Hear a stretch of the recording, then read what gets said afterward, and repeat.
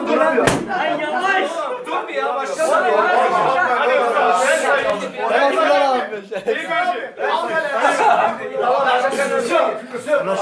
Gürsel nefes al.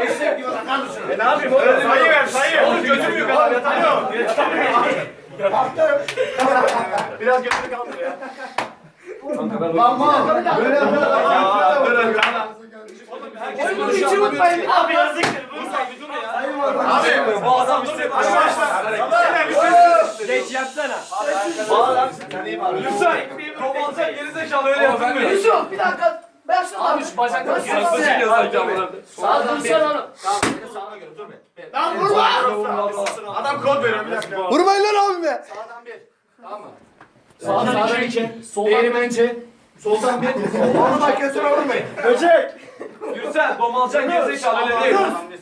Şunun adı götüme. Ben sol. Aynen. Sol. Sol bir, sol iki, sağ bir, sağ iki. Değirmenci. Ben toplantı işlerinde zaten hep beraber vururuz. Hep beraber vurun. Kanka değdirdim ben.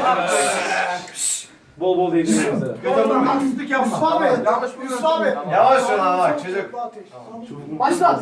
Sağdan bir. Sağdan bir. Sağdan bir. Sağdan Ay iki. yavaş. Sağdan iki. Soldan bir. Soldan bir. Vur değirmenci. Vur değirmenci. Vur değirmenci. Topla ateş. Topla ateş. Topla ateş. Sağdan iki. Sağdan iki. Soldan iki. Hızlı. Soldan iki. Vur değirmenci. Vur değirmenci. Vur değirmenci. Dur değirmenci. Sağdan bir. Sağdan bir. Soldan bir. Soldan bir. Dur soldan bir.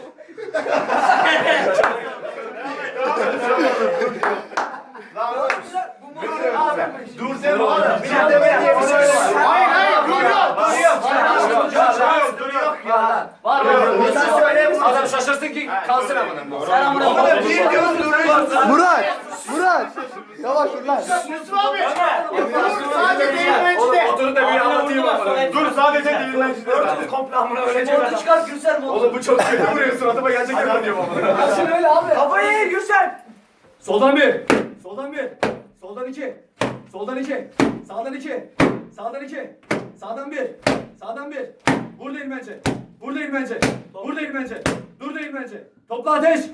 Topla ateş. Topla ateş. Yavaş Topla ateş.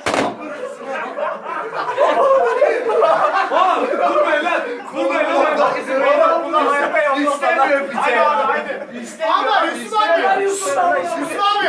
Haksızlık yapıyorsun. Sen haksızlık yapıyorsun oğlum. Bir dakika durur musun abi? İstemiyor. Al şimdi. İstemiyor açın. Gel abi. Açın. Abi ağırması lazım abi. Adam bayıldı.